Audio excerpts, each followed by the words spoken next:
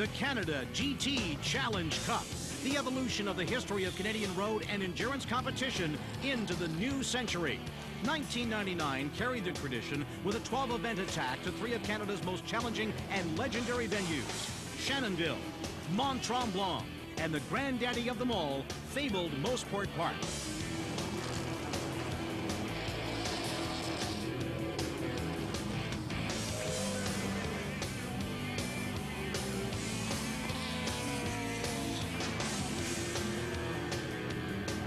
Men pushing their machines to the edge, knowing in the end there can only be two winners.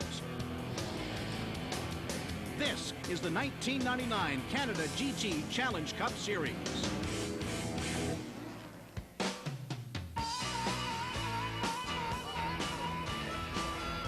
Coming down for the green, holds him on the pole, bites it beside him, but we've got big trouble right off the start.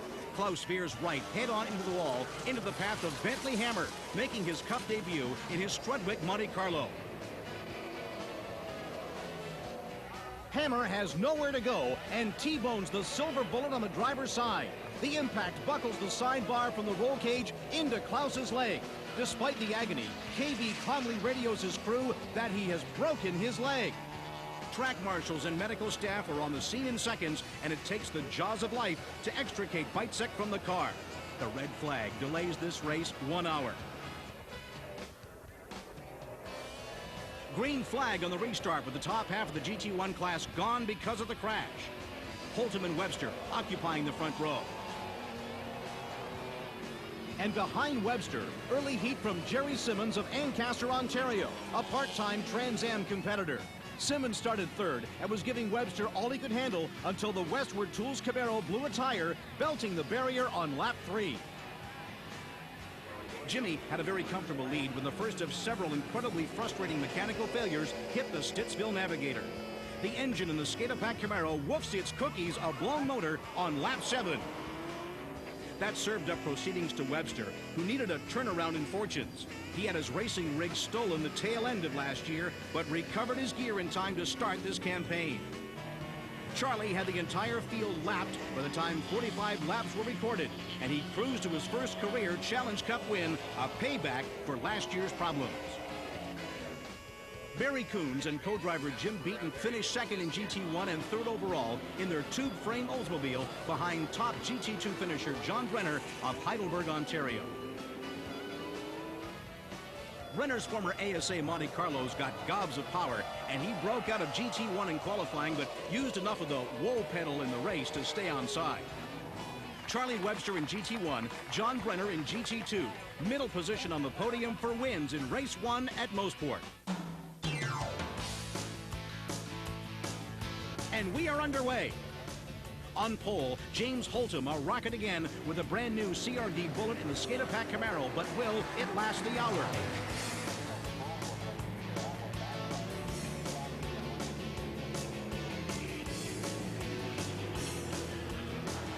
It's over far too early for race 1 winner Charlie Webster. He's done after only 1 lap, a camshaft problem in the motor. 25-year-old Brent Gates, back in his TMI Dodge after the wreck in race 1, inherits second when Webster pulls off. But up front, Jim Holtum is checked out with a lead of 25 seconds over the opening 15 laps before a merciful yellow gave Gates a chance to pull up. On the restart, Holtum bolts to a big lead again before another yellow 10 laps later. But the pace car picks up John Brenner's Monte Carlo for the restart, forcing Holtum and Gates back in the pack behind a torrid GT2 battle between Heimrath and Kodkar. Holtum and Gates charge hard and eventually get by. Now he's really under heavy fire from Gates. On the final lap to make sure, Holtum gets by Brenner, bumped up to GT1, whose some figure is being scored as the race leader. James Holtum brings it home for the win in race 2, his first Canada GT Challenge Cup win. It was a good race. You know, at one point I was thinking if it weren't for bad luck, we wouldn't have any luck at all, but it sure came together today. Score Brent Gates second with John Brenner third. In GT2, Ahmad Kodkar was the victor of that fierce battle with Heimrath.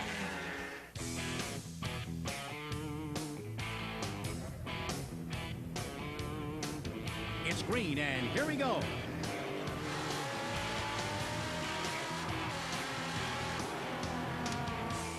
Gates gets around Bitesek for second, with Holtum running like the rabbit again, building a comfortable lead with Gates in front of Klaus.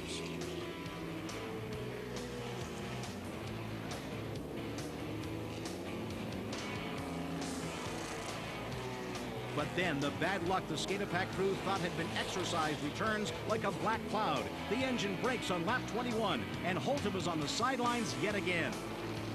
Bitesek was getting more and more comfortable, and within 15 laps, it passed Gates for the point. It was a very familiar picture. Klaus Bitesek up front.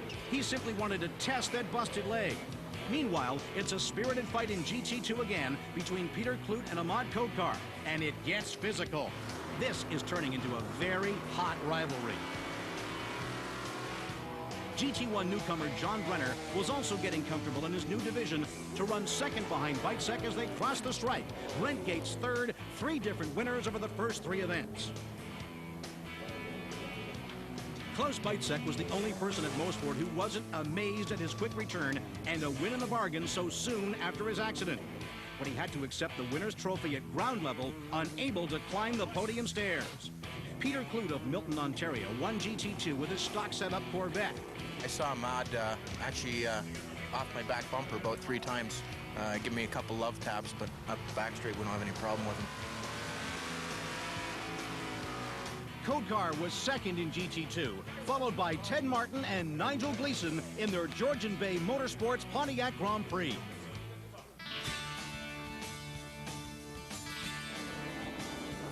For the first time, James Holtum is not on the pole.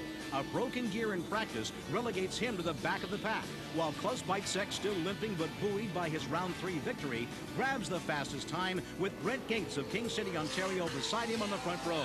John Brenner's second row inside.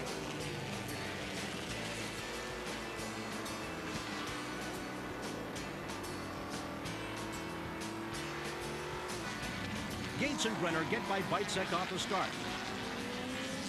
Klaus reclaims second place on lap 3. Brent Gates has a pack of trouble early, with a plume of steam marking the problem after just 7 laps. It's a blown rat hose. At the front, Bitesek and round 1 winner Charlie Webster were having fun swapping the lead back and forth. John Brenner ran in the top 5 most of the day despite an engine going sour and hard contact in the hairpin. The comeback win off the broken leg at Mosport was certainly no fluke, making it 2 straight wins for Klaus Bitesek in the 00 Porsche. Racing is obviously easier than walking. Webster arrives second despite losing his brakes. John Brenner is third, his 4th straight podium. 4th overall at Shannonville and 1st in GT2, Ludwig Heimrath holding off Peter Kloot for second and Dwayne Hu for third in his Mazda RX-7. The win gave the veteran Heimrath breathing room in class points.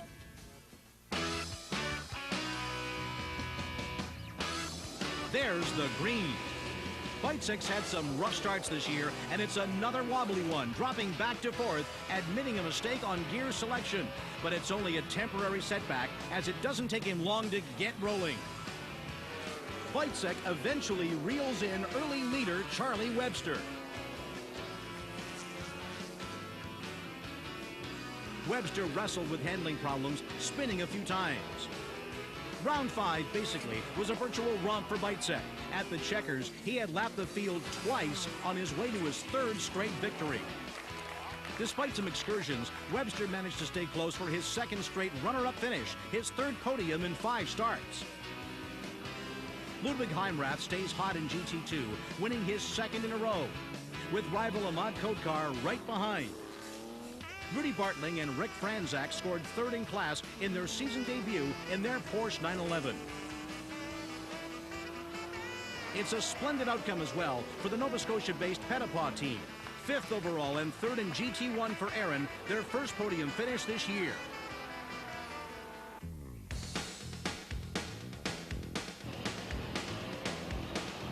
Well, Holtum hopes the mechanical curse has been lifted. He's #1 qualifier once again. He gets off to a great start. only to have it canceled with a red flag for a big wreck on the backstretch involving Bentley Hammer and the team of Nigel Gleason and Ted Martin. It's messy, but everyone is okay. The restart isn't as good for Holtum, though. Klaus Beitzek grabs the lead with Brent Gates in hot pursuit off the green. Holtum takes over A1 from Beitzek on the second lap with no signs of anything coming apart underneath him. Brent Gates took over second when Beitzek pitted and then led for a brief period when Holtum pulled in for his mandatory stop. But the Stittsville, Ontario veteran pushed the Skatepack Camaro back into the lead for good when Gates made his stop, with Beitzek taking over second place. While this was going on, we had the best battle of the season so far raging in GT2.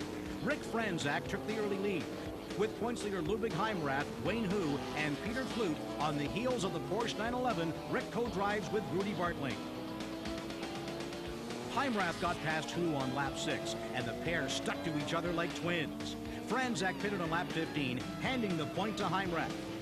Hu hounded Heimrath the rest of the way, but just couldn't get by. Ludwig says it was one of the hardest races he can remember, but it's his third straight victory in command of GT2 points. Dwayne Hu scored second, the Franzak-Bartling duo third. At the flags in GT1, it's a critical victory for Jim Holtum.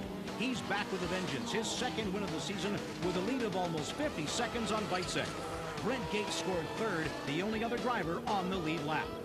Holtum's win resurrects championship hopes. You know, I told you at the beginning we'd be happy just to finish, but we're even happier to finish first.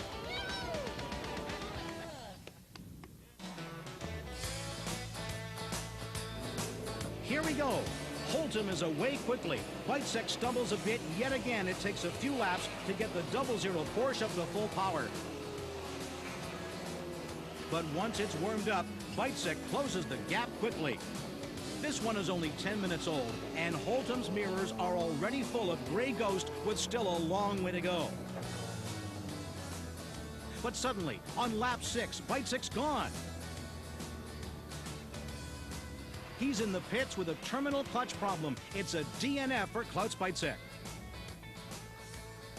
Holtum is humming. He leads all 31 laps, even while taking his stop on the 23rd circuit. The Skatepack Camaro laps the field for his third win of 99.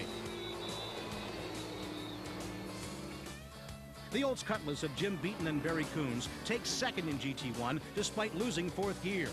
This is their 7th straight finish, back number 1 in the overall standings. It was a courageous run as well for Aaron Pettipaw, the buttons of the Dairy Queen Camaro. Third in GT1, but it was a slick time. An oil line broke, filling the floor of the cockpit with 10W whatever, coating the brake and throttle pedals. The Mont-Tremblant GT2 fight was wide open as well. Code Car's Datsun 240Z was the only GT2 car to finish on the lead lap, despite some anxious moments with a pinned temperature gauge. Well, the only other GT2 machine that could stay anywhere close to Code Car was Whitby, Ontario's Bentley Hammer at the tiller of his Strudwick Monte Carlo. Ahmad brings it home for his second win of the season, scoring 30 points, plus 3 more for pole and singles for leading a lap and the most laps. Code Car closes the GT2 points gap. Hammer was second, with Blair Kaloran and Glenn Clark of Kinburn, Ontario third in their first and perhaps only run of the season, trying to find the funding to run more events.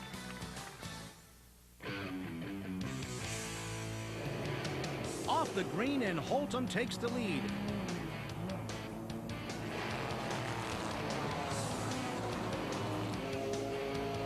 But he runs over dirt and debris on the track off of turn 1. Not often we see Jimmy crash. He pits for repairs, but the suspension is knocked out of square. Deciding to get back out and run, though, pays dividends later. Up front, John Brenner has returned, his first run since June. He stays with Klaus the rest of the way to finish second in his Monte Carlo. For Klaus, he laps all but one car for win number 4 for the season. Third in GT1 went to Ottawa area driver and former GT2 standout Keith Carter. Breakage spoiled Barry Coons and Jim Beaton's show. 5th in class and their first DNF. They came into this race leading GT1 points, but will now fall behind Weizsäck and Holtum. In GT2 in round 8, Milton, Ontario's Peter Kloot outfoxes his closest challengers out of the pits. And because the big block horsepower in his Corvette likes the long back straight at Mosport, he bangs off his second win of the season. Ahmad Kodkar is second. Kirk Spencer makes the most of his return for third.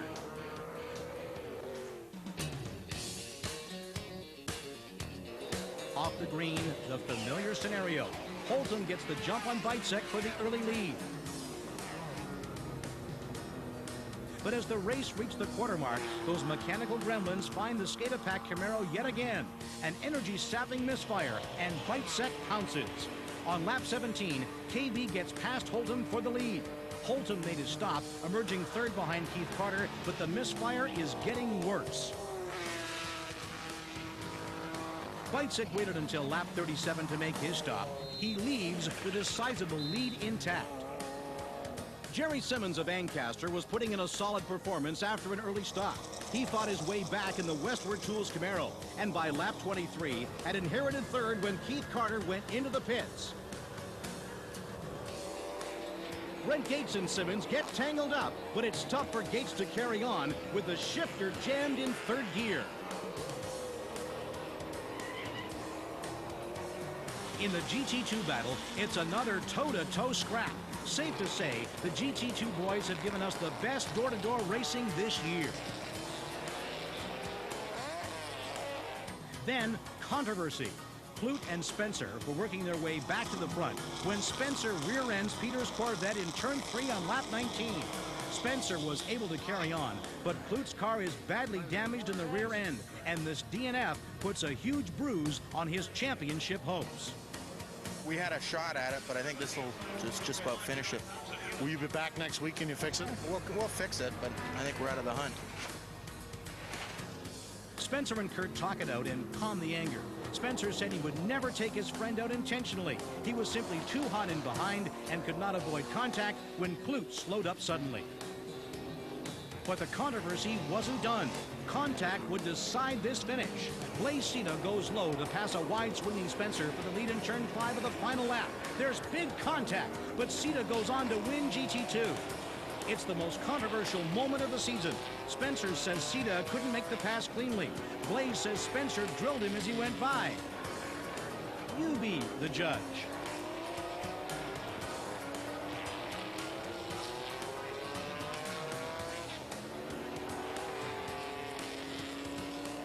We had him, and he dived in on me in the 5B and took me out. I spun right around, and by that time he was gone, and that's the race. The finish is held in appeal for days, but allowed to stand as a racing incident. Sita scores his first GT2 win of the season, Spencer second, Kodkar third. Klaus Weizsäck takes GT1 checkers for his 5th win of the season, and to the dismay of his fellow competitors, is talking about a 3rd straight championship. Holtum delivered his sputtering Camaro second, with Jerry Simmons third.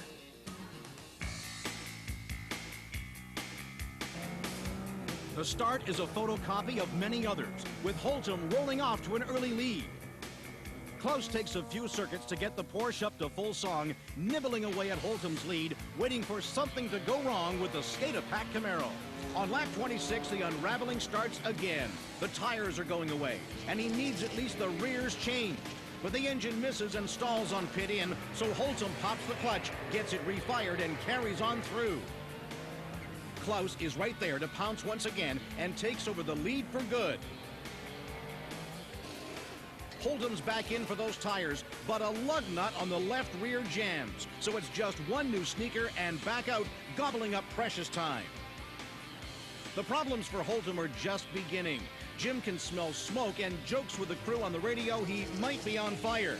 The trouble was initially an exhaust leak, but then the helmet cooler system malfunctions and actually catches fire on the last lap. Jim figures I can still breathe, so knowing he needs to stay as close to Klaus as he can, carries on to finish second with the flames fanning themselves out.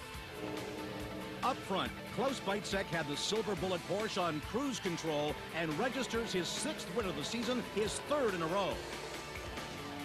John Brenner ran for the first time in over a month, shaking off a balky gearbox for the show spot in the Monte Carlo after a spirited romp with Charlie Webster chasing down Bitesek most of the afternoon. Webster not at all happy with a fifth, livid over a massive penalty of over 4 minutes for speeding on pit lane.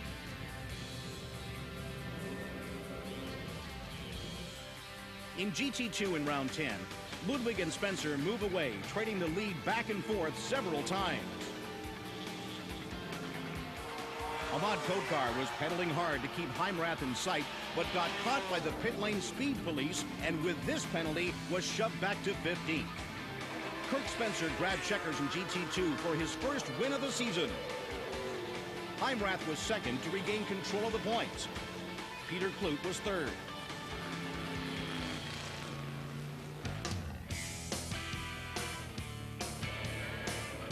It's green. Holtum rolls off for the lead with the rest of the pack in tow. Within 2 laps, the Skatepack Camaro's mirrors are full of Bitsek's Porsche. We've seen this so many times this season.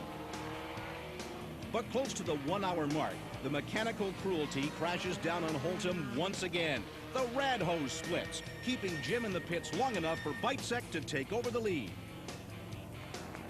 It's Bitsek's widest margin of victory all season and his 4th straight win, his 7th over the last 9 rounds. Carter's runner-up finish was a 4-race best, and a top 10 finish in points is likely. Splendid work for a driver just looking to test the GT waters this year. Rudy Bartling and Rick Franzak were third in their Porsche 911. It's their first podium since breaking out of GT2. In round 11 for the GT2 squadron, Simcoe Ontario's Kirk Spencer was first in class, 3rd overall at the flags, but with his 3rd breakout of the season, scored 0 points. Gunter Schmidt of Midland, Ontario, crossed the stripes second in the VW Corrado he co-drives with Pete Karpenko, but was dropped to 3rd with a 90-second penalty for failing to pull in for the mandatory 1-minute pit stop. In stall, Ben Swain second in GT2 in the Corvette he shares with Blaze Sita, who acted as crew chief for this race. Swain recovered from a top 3 after getting boxed in on the start. He's happy to be on the podium.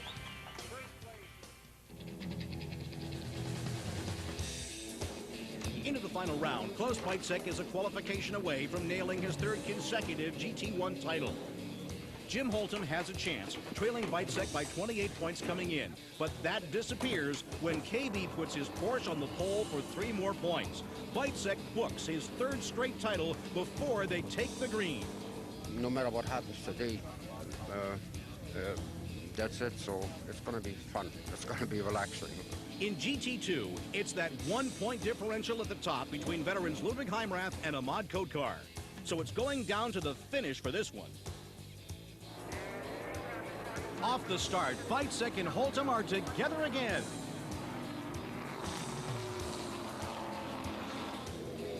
Threading his way through traffic, Jerry Simmons is moving up quickly in just his 4th run of the season. There's a close call early, though, when he skates and tags the wall in turn 5. It's slippery out there. Ahmad gambles and stops early after lap 5. But Heimrath is flying, grabbing another point on lap 10 when he gets by Bentley Hammer for the class lead. After stopping on lap 16, all Ludwig needs to do is hold the position, and the title is his. In GT1, the James Holtum mechanical misery strikes yet again. After leading the first 3 laps, there's smoke in the engine room of the Skatepack Camaro. It takes 3 long laps to fix it. Once again, Klaus Bitesek is there to take over the lead. It might have been another KB win, but the power steering pump fails. With nothing left to claim, really, Klaus parks the Porsche and relaxes. The winning streak is done at 4, the title in the bank. Jerry Simmons was pushing his Westward Tools Camaro to the front. Holtum was back out by this time, wringing his Camaro's neck after losing 3 laps in the pits. Meanwhile, things start to come unglued for Heimrath in GT2. On lap 30, a CV joint in the Porsche breaks just 10 minutes short of the finish. His day is done, scored 16th in class. Ahmad Kodkar arrives at the checkers fourth, meaning he steals the GT2 championship by 1 point after coming into the race 1 point behind Heimrath. It was a tough year, especially in the last 3 weekends. We had so much bad luck with engine, mechanicals problem, but I think it worked out.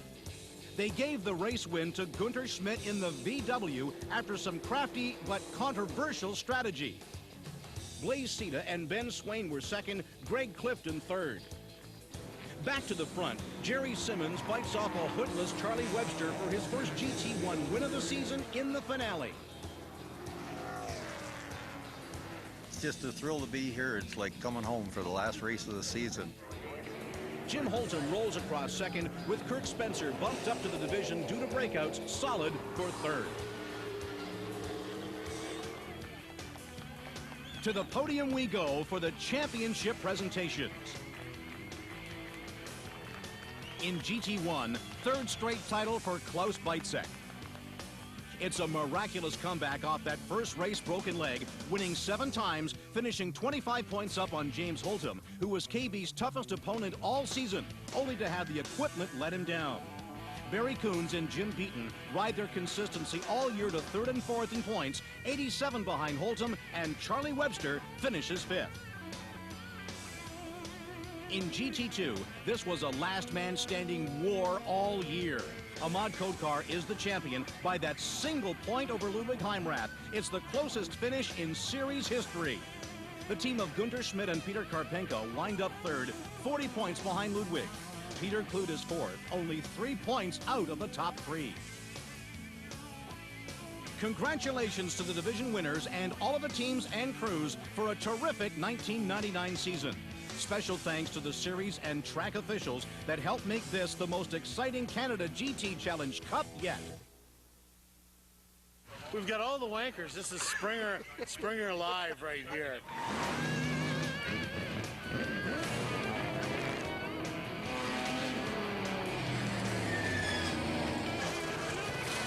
Oh, John, what a silly question. Of course he's going to take a serious run at me. No, we're just going to drive around in formation for a while. What do you think?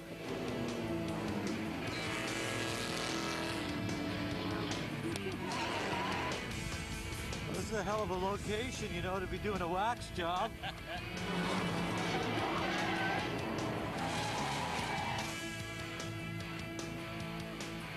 Can or can he not go the distance?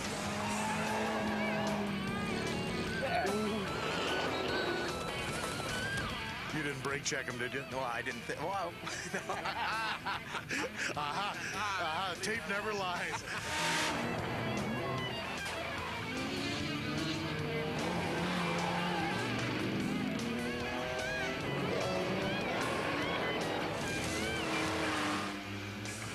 Do not screw with Canada GT Challenge Cup officials. If you screw up in this series, not only do you get kicked in the ass with a pointy shoe, but you also get the stiletto driven right straight through your heart.